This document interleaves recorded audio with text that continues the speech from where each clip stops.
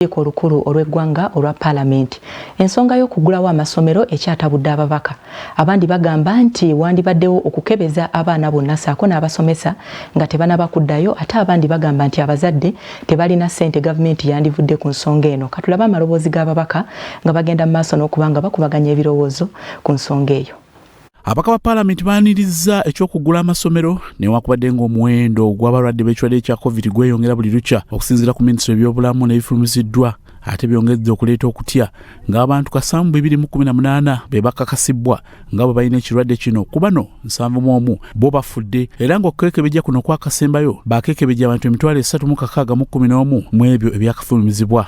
Kyokka minisitule y'ebyensimbi nevayo neetegeeza nga bwetalina nsimbi kubanga ekebera bannayuganda bonna. Schools that do not employ a qualified health worker shall establish a formal collaboration with a health facility within easy reach for quick response and management of emerging health issues. All schools opening for classes shall operate either as day or boarding schools, but not both. Newankubadde nga biri bityo, abaka ba Parliament okubadde omubaka okuva e Bufumbira, Dr. James Nsababutuulo ono ategeeza nga gavumenti ekyokuggula amasomero kivudde ku bantu badde bakitadde ku bunkenke abantu ba bulijjo era nga terina kyakkola okujjako kugoberera kino. Kale nno gavumenti yeesanze mu bintu bibiri, abaagala amasomero tegaggulwewo, abataagala gaggulewo. Kale nno gavumenti ndowooza esazewo okuggulawo naye nga erowooza nti abantu nabo bajja kukola kye basaanidde kukola okulaba nti endwadde eno teyingira nnyo. So tulina kusooka tulabe boona balamu, abaana nga bwe bavudde maka oba abaana we baba tebali balamu basooke batreatinga abaana. Ekyo gavumenti, ogwo mulimu gwa gavumenti.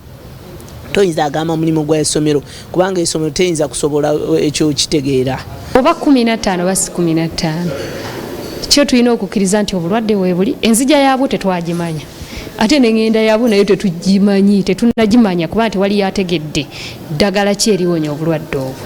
Naye ng'ate obulamu bulina okutambula, so ng'obulamu bwe butambula, bano emigigi emito nagyo girina okuba nga gisoma kuba n'egisomye nagyo gikaddiwa.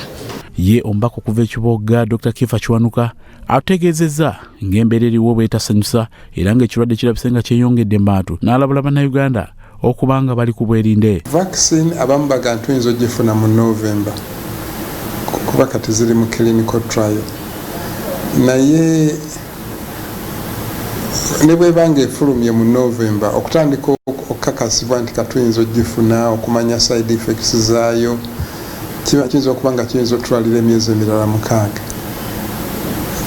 Ye ate abaffe eyo vaccine esuubirwa bwebanga efeirinze, kinabanga kitegeeza nti tunasigala amasomero nga gaggaddwawo okumala omwaka, myaka 2, kiki ekigenda okutuuka ku baana.